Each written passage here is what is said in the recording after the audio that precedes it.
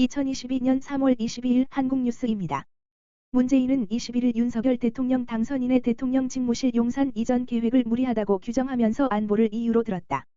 문재인은 이날 용산 이전 문제를 다룬 국가안전보장회의인 NSC에도 직접 참석했다.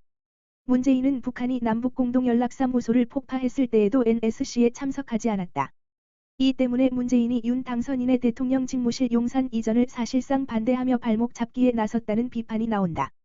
청와대는 올해 북한이 탄도미사일과 방사포 등으로 연쇄 도발을 이어가고 있는 상황을 언급하며 청와대 위기관리센터와 국방부, 합참 등을 연쇄적으로 옮기면 안보 공백과 혼란을 초래할 수 있다고 주장했다.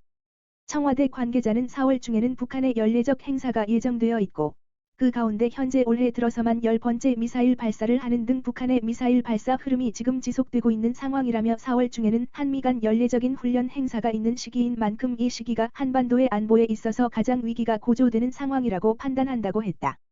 문재인은 임기가 끝나는 마지막 날 밤 12시까지 국가안보와 군 통수는 현 정부와 현 대통령에 내려놓을 수 없는 책무라고 했다.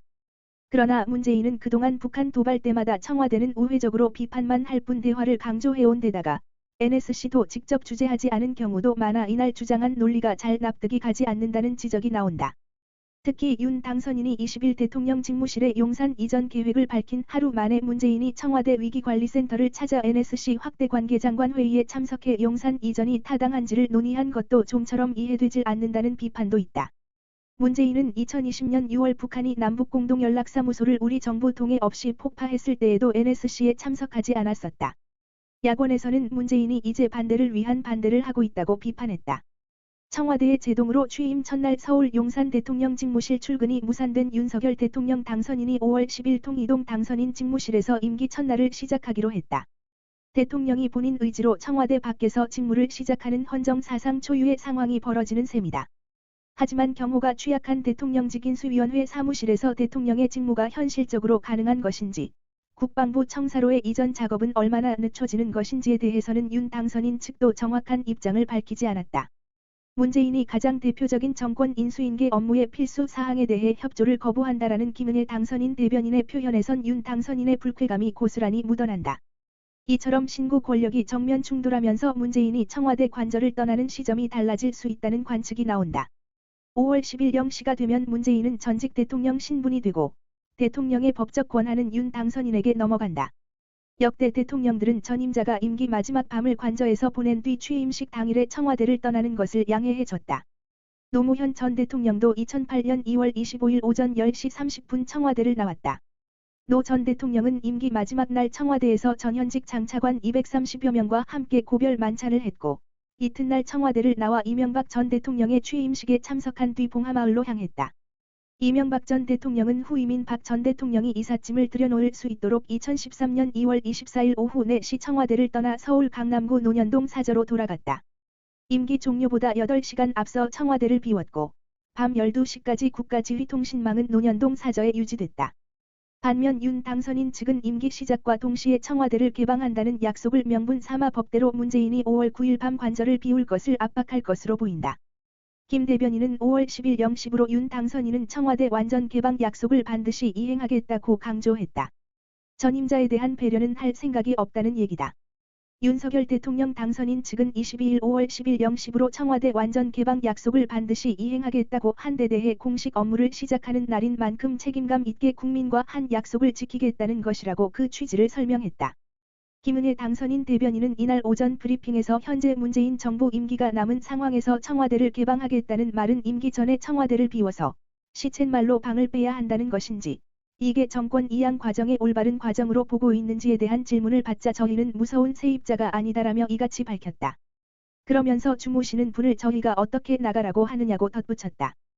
또 김 대변인은 전날 박수현 청와대 국민소통수석은 윤 당선인의 대통령 집무실 이전 공약에 대해 저희는 광화문 시대를 열겠다는 약속을 못 지켰지만 윤 당선인의 의지는 지켜지기를 기대하고 있다고 한 것을 언급하며 문재인과 윤석열 당선인 두 분이 공감대를 가진 몇 안 되는 공약이기에 업무 인수인계가 원활하게 될 것이라고 생각했다고 말했다.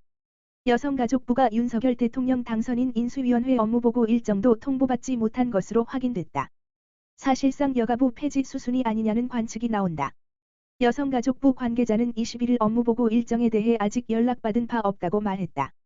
인수위는 이번 주 각 분과별로 주요 부처 업무 보고를 받는다.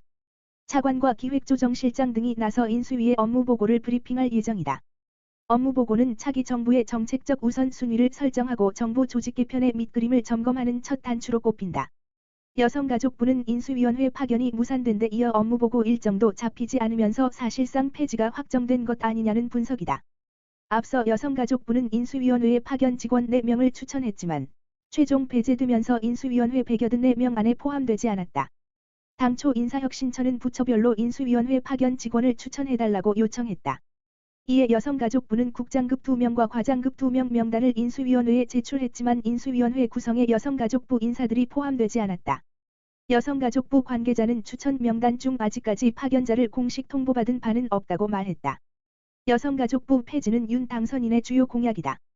윤 당선인은 지난 13일 여성가족부 폐지와 관련해 이제는 여성가족부는 부처의 역사적 소명을 다하지 않았느냐며 여성, 남성이라는 집합에 대한 대등한 대우라는 방식으로는 여성이나 남성이 구체적인 상황에서 겪게 되는 범죄나 불공정 문제들을 지금은 해결하기 어렵다고 언급한 바 있다. 대검찰청이 윤석열 대통령 당선인의 사법 분야 핵심 공약인 장관 수사지휘권 폐지에 찬성 의견을 법무부에 전달한 것으로 확인됐다.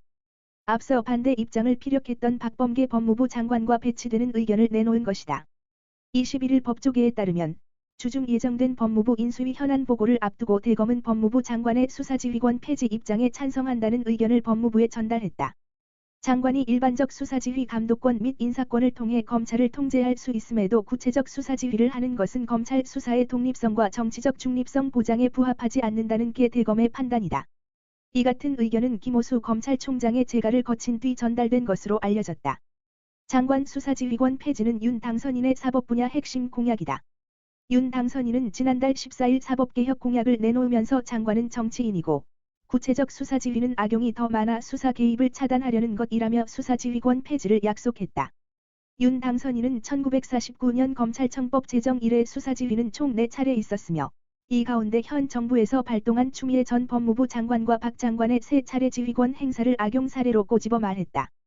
그러나 박 장관은 윤 당선인의 수사지휘권 폐지안에 반대 입장을 고수했다. 지난 14일 언론을 통해 수사지휘권을 폐지한다고 해서 검찰의 정치적 중립성과 수사 공정성이 담보된다고 생각하지 않는다며 수사지휘권을 없앤다면 검찰 일선의 수사 경과와 결과, 결정을 검증할 방법도 없고 공정성 시비가 더 심해질 것이라고 선을 그었다. 대검과 법무부 간 입장 차이가 있는 만큼 대검은 인수위 보고 전까지 법무부와 협의를 계속 진행할 방침이다.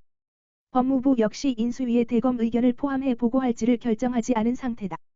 검찰 안팎에선 법무부와 대검 사이 의견이 평행선을 달릴 경우 법무부와 대검의 의견을 각각 담아 인수위에 보고할 가능성이 높다고 보고 있다. 지난달 중순 중국 상하이에 파견된 북한 여성 노동자들과 담당 지배인이 사라져 집단 탈북했을 것으로 보인다고 미 자유아시아 방송 RFA가 21일 보도했다.